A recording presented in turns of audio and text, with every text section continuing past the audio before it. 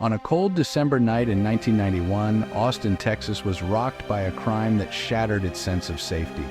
In the small yogurt shop, I Can't Believe It's Yogurt, four teenage girls, Eliza Thomas, Jennifer Harbison, her sister Sarah, and Amy Ayers, were brutally murdered. The girls, full of dreams and plans, were simply closing up for the night. Firefighters responded to a blaze at the shop, only to discover a horrific crime scene. The victims had been bound, assaulted, and the shop set on fire in a cruel attempt to destroy evidence. News of the murders sent shockwaves through Austin, leaving parents fearful and the community in mourning. The yogurt shop, once a cheerful spot, became a symbol of the city's darkest nightmare. The brutality and senselessness of the crime marked the beginning of one of Texas's most haunting mysteries. For decades, the city would be haunted by the question, who could commit such an atrocity? The loss of these four young lives changed Austin forever. The case would become a painful legend, a wound that refused to heal. The search for answers would stretch on for more than 30 years. But hope, though battered, would never fully fade. The Austin police launched a massive investigation, interviewing hundreds and chasing every lead. But the fire had destroyed crucial evidence, and early 90s technology limited what could be done. DNA testing was in its infancy, and the case quickly stalled. Several suspects were arrested and even convicted, but those convictions were overturned due to unreliable confessions and lack of evidence.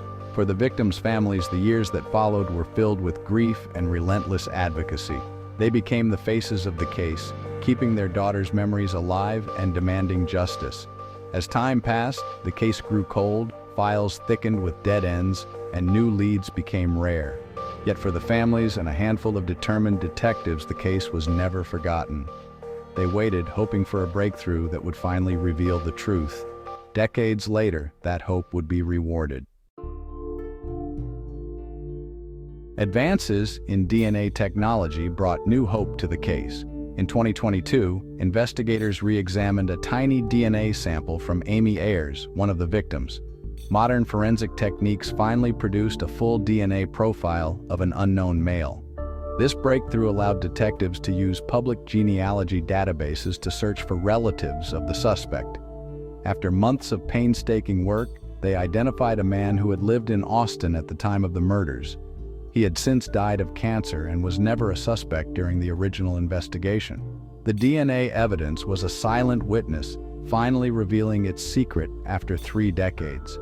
For the families, it was a long-awaited answer, proof that science could succeed where old methods had failed. The discovery didn't bring the girls back, but it brought the city closer to the truth.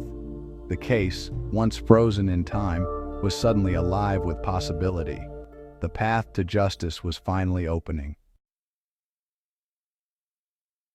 In 2024, the announcement of a DNA match sent a wave of emotion through Austin. After 33 years, there was finally a name directly linked to the crime scene. The suspect's death meant he would never face trial, but the breakthrough was monumental.